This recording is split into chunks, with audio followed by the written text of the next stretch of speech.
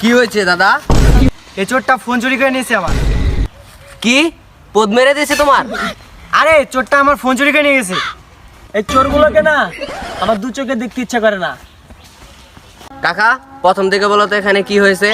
পাশের ভাই ভাবির সাথে কথা বলতেছিলাম, এই চোরটা আমার ফোন নিয়ে দৌড় মারছে। বেশ ঠিক আছে, তোমরা চোরটাকে মারো আর আমাকে ভাবির অ্যাড্রেসটা দাও, আমি বাসা থেকে ঘুরে আসি। তোমাকে কেন অ্যাড্রেস দিব?